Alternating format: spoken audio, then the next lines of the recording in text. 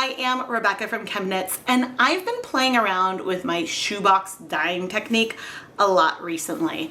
This is an immersion technique, a space dyeing technique I like to do where I layer our yarn in a shoebox with a fair amount of water, pour on some dyes, wait a little bit before I mix everything up, and then we end up with a really soft blend of colors. Most of the time when I set this up, I start with no acid, and I don't add any acid until right before I'm about to move things.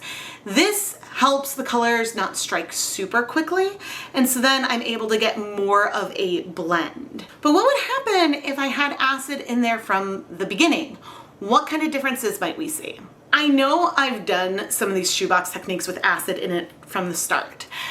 So this isn't 100% unique. I may have done this exact experiment before, but I want to do another demonstration of it because I've had some questions about this, and well, I don't have the other video off the top of my head, but if editing Rebecca finds it, I will link to the other video down in the video description. You don't need to have a shoebox to do this technique. I just like to use these plastic shoeboxes because I also typically will cold process this yarn, where I will let it sit at room temperature or sometimes outside in the sun, where it does get some heat to it. But then after 24 hours or a couple of days, I'll steam set the yarn to finish setting the color. And so I call that cold process, and it allows me to dye a lot more yarn in one day, or at least set up the dyeing all at once. And so that works well for my brain. The yarn we're gonna dye today is Knit Picks Felici fingering weight yarn. This yarn is 75% superwash merino, 25% nylon. And it sounds very similar to Knit Picks Stroll, which is a yarn I use all the time, but the Felici has a little bit more twist to it and is created at a different mill. It's the same mill that makes their self-striping yarn, and so they have this as a bare base as well. I pre-soaked 400 grams of this Felici yarn overnight in some plain tap water with no acid, so now we can go get started. But if you want to learn more about the Felici yarn base, you can go find affiliate links to Knit Picks down in the video description, and I may earn a commission if you make a purchase through one of my links. There are a couple weeks of summer left, and so school won't start until early September, but I'm feeling fall colors. So I pulled Dharma acid dyes in Brilliant Yellow, Cayenne Red, Blazing Orange, and Espresso Bean. And I think that these colors will blend really beautifully together, but also all have their sort of distinct moments. So I think that that'll be really, really nice. I didn't feel like making dye stocks today, so I put on my deluxe rubber respirator mask, safety glasses, and gloves, and brought over 8 different cups so that way I could weigh out the amount of dye I want to use directly. I do want to try to have the volume similar in between each cup, which will go in each shoebox, but I'm going to do that by eye versus by measurement. So I weighed out 0.25 grams of the Espresso Bean and Cayenne Red, and then I measured out half of a gram each of the Blazing Orange and Brilliant Yellow. But all these measurements I did twice. And then I brought over hot tap water to start dissolving the dyes. And yes, the spoons I'm stirring with are moving between the cups of the two colors, and I think that's fine. I'm just trying to make sure that the final water levels on each of the colors is similar. Things are relatively okay mixed up, and I did do an eyeball check of our volumes, and so things are pretty similar, pretty good. Yeah, and so I think we're ready to set up the shoe boxes now. I have my 2 shoe boxes here, each with 8 cups of water, but to one, we're gonna need to add some acid. So over here, let's go ahead and add 3 tablespoons of white vinegar. And now I'm gonna grab our yarn and arrange it. So this yarn was, as I mentioned, was already pre-soaked, but I just want it to sort of have a good amount of surface area in here. Now things are not laid down in identical ways, so we may see some differences, but I'm curious about the type of blend and things we'll get on here. But okay, Why don't I let everything, even though we have acid in here, let's just go ahead and let everything sit for a minute and then we'll start adding the dyes. Okay, let's start. I guess what kind of order did I have these in? Maybe we should move things. And we'll do them a little bit like a gradient. Okay, I'm gonna stir this up. Let's go ahead and do the yellow down here at the end. Maybe I shouldn't pour with my left hand. So you can see that what we did was not perfect. It's not perfectly matched, but we're gonna go with it. Let's do our little bit of espresso bean next. And we'll do this down at this end near the zip ties. And we'll take this one. Ooh, look at those tendrils of the color moving.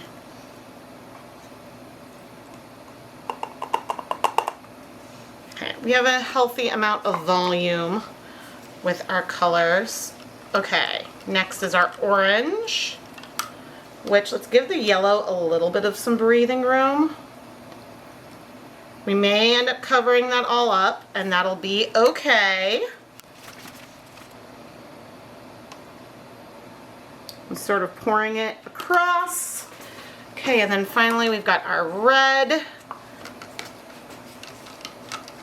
So it's funny, we've got more pigment down there, but those colors are lighter than what we have over here. This is what our cayenne. And then that same color right here. Okay. Now, I still see a lot of white in here. Especially, I don't want to move the containers, but especially down along the sides. And I guess you can kind of see right there. So we have a lot of pigment on top, but it's gonna move. It's gonna move and spread even without me moving things. But what I'm going to do is set a timer for 15 minutes, and then we'll come back and move the yarn. But I will add acid in here immediately before I move the yarn. But yeah, it's just gonna be like, we'll add acid, move it, put it down. And then here we already have acid. So when we move it, it'll be a little bit less, maybe a little bit less dramatic, but maybe not. We will see. I'll see you soon. As we're waiting for the time to go off, I'm gonna go rinse out these cups, and I think I'll probably save the leftover dyes for something. I don't know yet. It's been 15 minutes, and I am going to carefully move this one closer. But notice there's still a lot of white available, white on the bottom. And I'm seeing I'm seeing just as much white over here. It depends on how the yarn is really in the container. That makes a huge impact. All right, so 15 minutes later, we have 3 tablespoons of vinegar in here, nothing in here yet. I'm gonna now quickly add 3 tablespoons here, raise and lower this yarn before we move over here. So we're gonna do 1, 2, 3, and then I am going to lift this up. That is very pretty, and immediately lower it back down and give everything a nice little wiggle. So, ooh, we have a beautiful gradient here. I was just lamenting to myself that I didn't put yellow up by the zip ties because I knew that the colors would spread more down there. But this is super, super pretty. Okay. Washing off my gloves. Now we're gonna do this one. Raise, lower,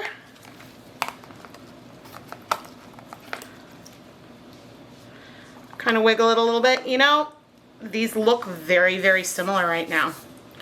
I'm not gonna lie.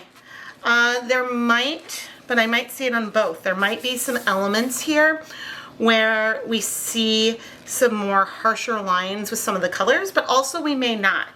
Everything does have the same amount of acid in it right now than it did before.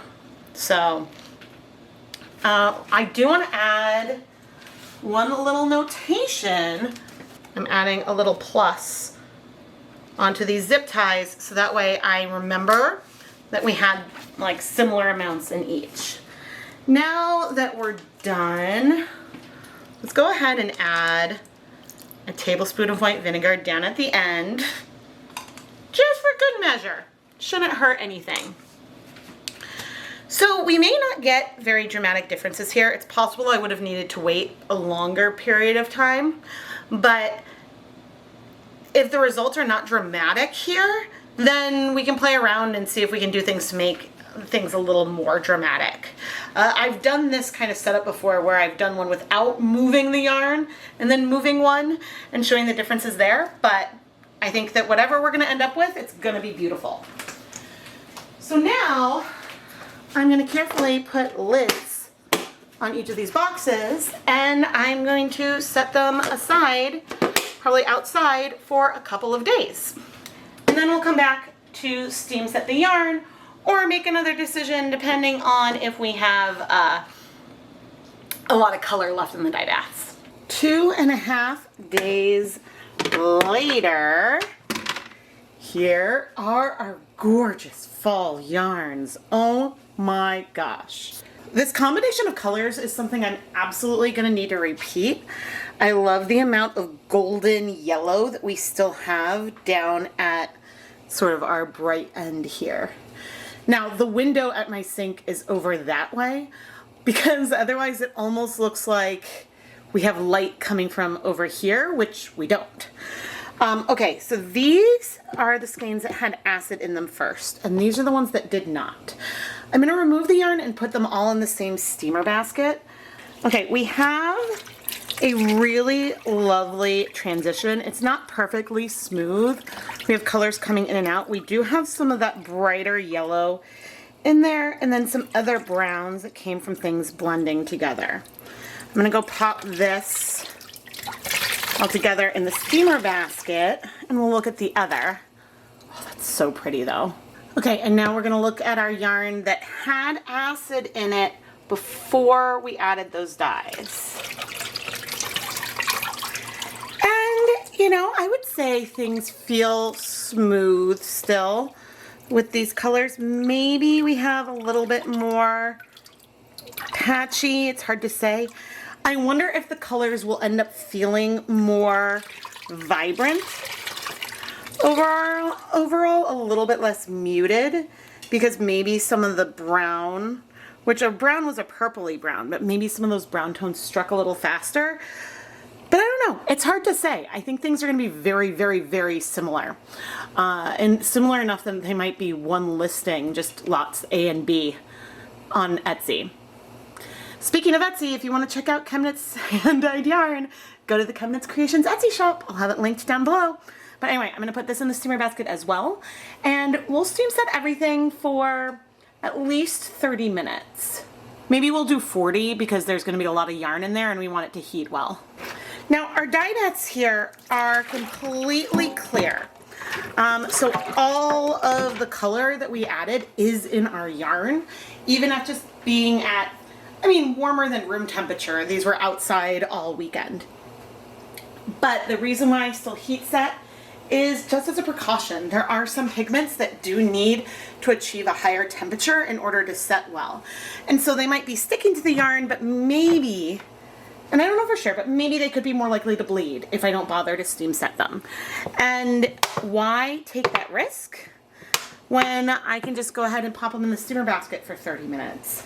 Because this is a very non-messy step, and so it's easy to do a full day of doing a lot of steam setting and then wash these containers. Then it might be for me to do something like this, but in my stainless steel pans that I have more limited of. I have a lot more of these shoe boxes and they stack, and so it's easier to keep them.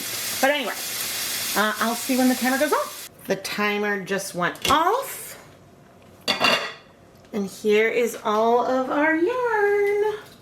Yeah, because I suppose if I was doing this all at once, I would have, like, each of these two colorways would have their own pan, and so that would take up more heat sources on the stove, and this way I can steam them together. Sometimes you may want to be careful about steaming things all together in case there's color transfer, but these are, with some minor differences, the same colorway. So I don't think it's a big deal. Now, just this rough check, it does feel like our with acid could be a little bit brighter in those middle orange areas. I should not try to make too many conclusions yet. I'm gonna set the yarn aside to cool completely so then we can wash it. And by cool completely, I want it to be room temperature. I don't want to put hot yarn into cold water. Let's wash our fall yarn all together. And I'm gonna be honest, I just remembered that this is Knitpicks Felici that I dyed. See, we have maybe more brown on one and more clear colors on the other. Maybe, I don't know. I'm not entirely being fair to myself by continuing to try to make observations now, but certainly there's other variables that can go into the colors that go beyond just did I have acid in there first, because depending on how quickly I lifted it up and put it back down, maybe that could influence how much blending we got. So, you know, it's a thing with a qualitative experiment. I'm adding just some dish soap right now. If I were to try this again with other colors, we might get similar results or things that are quite different. So it's hard to know for sure sometimes. Here we go. You may have noticed that I moved where the zip ties were located before washing. That's just something I do out of habit. Now, I am seeing some bleeding. That's a bit of a bummer. But see, at least we know that we heat set everything. And so, therefore, that gives me more confidence. But then this is the reason why you want to bother heat setting. Okay. Adding a little bit more soap. Filling it up again. I see some bleeding. Oh, I wonder what color it is. I mean, our orange? Yeah, it's the orange or yellow. Okay, I'm gonna go ahead and I think we'll reset this, and then I'm going to add a different soap in to aid us. Okay, let's add some Simferpol. Oh, that was a lot. That was more than I intended. Oh man. It's a soap that a little goes a long way, but it does kind of help bind up excess dye. I have a feeling we're going to see a lot of bleeding right now because I added a lot. Although I don't know why adding more soap should result in more bleeding, but man, you know, it is possible that we have like a ton of pigment down on this one end, but oh, this is annoying and a bummer, and honestly makes me almost want to heat set things again if I don't get this to resolve easily. But for now, I'm gonna go ahead and let the yarn soak in this soapy water, which is not warm, it is cool, and I'm not worried about there being any back staining or anything, or any of that brown that's coming out to stain some of that yellow, because we have the soap present. I have found that this soap helps prevent back staining.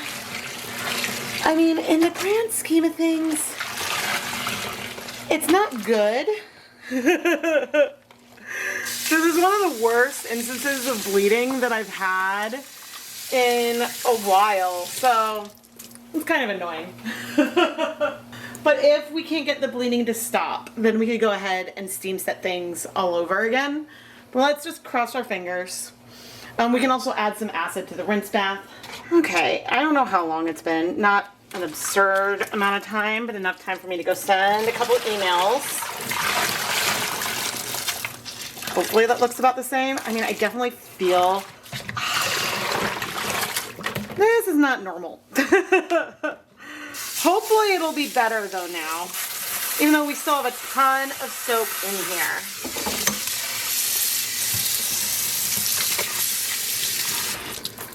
Okay, so let's speed things up a little bit and try to rinse all the soap out, and then I'll evaluate what I'm gonna do next. We have changed the amount of bleeding. It is getting clearer, but a little more yellow. So what I wanna do is an experiment. I'm gonna add a good old splash, like maybe a cupful to like here, of white vinegar. And I'm curious if this is gonna stop the bleeding, because our dye baths were clear. And then we did steam set it. But from how we added acid, maybe there was a section of some of our yarn that didn't have as much acid in it, because we moved things quickly when we added acid. And so, I don't know. But the last time we were in here, and I moved things around, we're still using cool water. We had a bright yellow come out. And now, without waiting any time, it's clear. So I think I'm inclined to, I don't know, I'm gonna leave the yarn in here for a little bit, but then maybe we should steam set it again. Will it all fit in the small steam basket? Can I fit 400 grams of yarn in this pot? Whoop, yes. So I think that before, when I had the yarn in the dye bath and I was heat setting it, there was a lot of liquid in there. So maybe it didn't get warm enough. That I don't know. But I certainly am moving things in here now, and wherever the bleeding was coming from, that has stopped. So that is good. But it was still surprising to see all that bleeding. Okay, I'm gonna go put this back in my steamer basket and steam set another 30 minutes, because we may as well do that.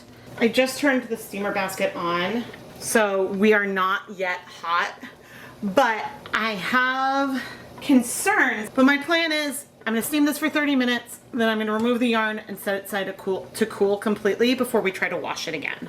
So we're not gonna check it back in here, but what I think I do need to check in on, I've brought over some litmus paper. All right, I'm putting it in the vinegar. And so this is giving us something fairly acidic, maybe around a 3. Okay, this water that we have right here, and that's the reason why I put some in the vinegar, maybe around a 5. And my tap water is more yellow than those other colors, but it's definitely not as yellow or going a little bit green as the neutral. It's still slightly acidic, maybe around a 6. So, oh goodness. Okay, I wasn't sure, and I figured since it had been a while since I checked that I should check to make sure my tap water is still slightly acidic.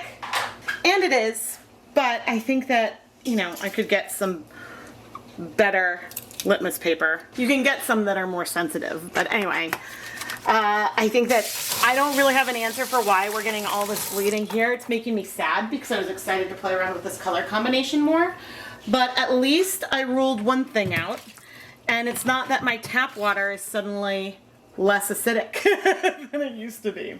So, oh dear, but anyway, I'll be back when it's time to wash more. I will add that part of me was tempted, since it was clear, to just call it and be done. But since it wasn't a light amount of bleeding the whole time that wasn't stopping, since the bleeding became pretty heavy, I then wanted to make sure that we heat set again to make sure things are as well set as I can make it. But this shows why you may choose to add a little bit of vinegar to when you're blocking a garment or something, just in case. I mean, I don't think I necessarily do that, but if you start to see bleeding, I don't know, maybe. We're not room temperature. We are close. There may be a pocket that's warm, but I'm feeling impatient. So we're going in. Now, I steam set this yarn again. One thing that you can do if you have a lot of bleeding is you can put it in an immersion basket. And, oh, that's looking pretty good. You can put the yarn in an immersion dye pot with acid, let the color bleed out, and then remove the yarn while things are still warm. And so I just added some soap. And we are gonna cross our fingers a lot. It is also possible that we had something that was like a clump of dye, and so that just needed to get really well saturated, but you know what? There is the slightest hint of color in there, but I'm gonna call this a huge win. And we're gonna rinse out the soap, put the yarn through the spin dryer, and hang it up to dry. I'm calling this a win, unless we see a ton more color come out as I rinse this right now. So I'm gonna fill this up. Okay, let's see. Oh man.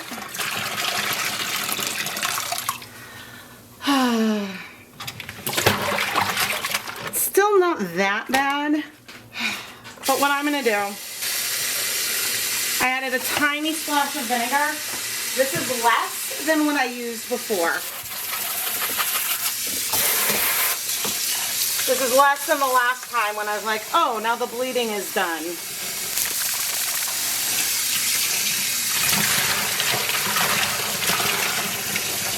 See, and that reduced things. I'm gonna do one tiny other rinse. And then we're gonna call it. Okay. So there may still be a little bit of acid in here, but it's fine. It doesn't, I don't smell the vinegar in it, so then I know it's not too much.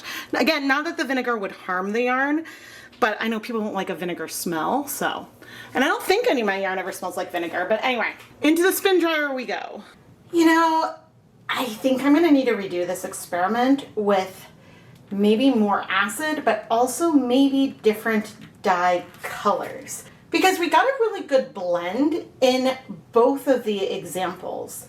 The dyes that we added didn't really strike that fast, and so it's hard to make any conclusions here. So before I even tell you which yarn had acid with it first, can you tell? These skeins had the acid first, these didn't. And so on this skein here, okay, the colors maybe look a little more true, maybe a little less blended, maybe we have a little more pastel, but I don't know, you can find some of that over here as well. And there's some bright yellows on both. It's really, really, really subtle. I think that one way that I messed up when I was working on this was having that most concentrated brown at the end that I lifted first. Because if that had been near the bottom, then that color would have, well, if the brown was near the bottom, I feel like the colors near the top are the ones that stay the most preserved. And so if I had a bright color at the top, then maybe there would have been a more difference once I added the yarn back in and moved things around. Maybe. It's really hard to say because there are some differences between the two skeins that were in what I'm calling A, that started with acid, and B, that started without. Okay, so with our acid right here, those guys look a little bit brighter. But this one doesn't look that muddy. It doesn't have as much of the yellow, but this one has a little bit more mud and blend down there. So I don't know. I think that since a lot of these colors are ones that we knew would blend well with like orange, red, and yellow, had I taken the colors and had things that had more contrast, I really didn't want to do a rainbow again. But if I had gone for rainbow colors, then maybe we would have seen one feels brighter, the other feels more muted. But with the exception of the brown, the blend of these colors is going to give some bright hues anyway. And so it's hard to say just because one of the colors didn't strike so quickly that we ended up with like a huge amount of contrast with more saturated and less saturated areas. Okay, hear me out. Twist it up. I think I feel more differences between our acid first and then acid later.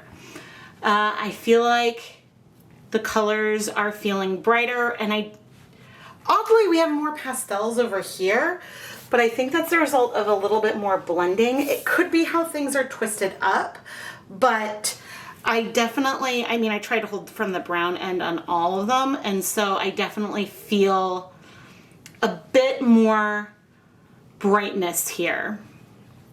It's just extremely, extremely subtle. Editing Rebecca here with 2 points.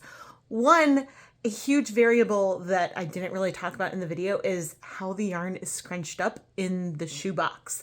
And the slight amount of variation we see from box to box could be the result of how the yarn was laid out in there or how I poured the dye on. So we don't see something extremely conclusive when you compare them.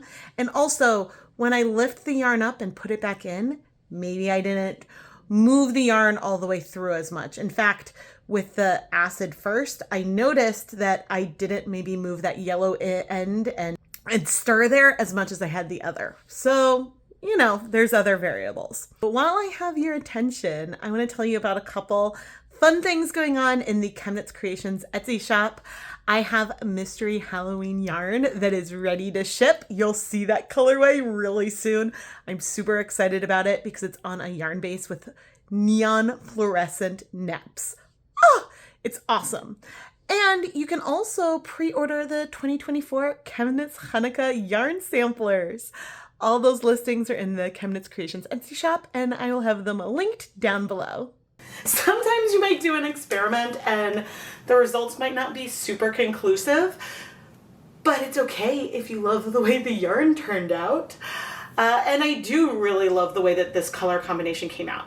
The thing I did not love about any of this was the bleeding. I don't have an answer there with the culprit of the bleeding. That was just super unfortunate and is a bit of a bummer. Ultimately, it just matters that you love the yarn, and I think the yarn here is beautiful.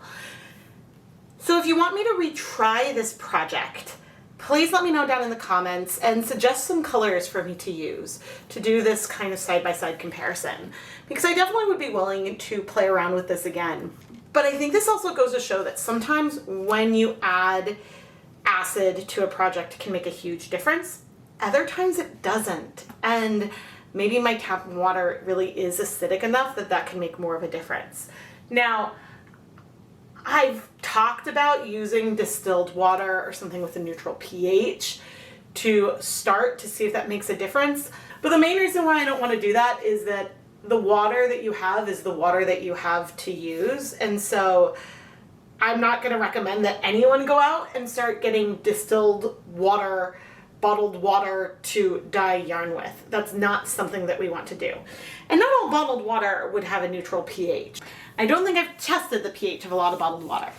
But anyway, I am Rebecca from ChemKnits, and I hope that you enjoyed this video and that you love this yarn. I'm on the fence about trying this color combination again, but maybe we could figure out what caused all that bleeding. I don't know. I still don't know. But please subscribe and turn on notifications so you never miss a new video. And if you love the yarn, go and check it out in the ChemKnits Creations Etsy shop. Thank you so much for watching.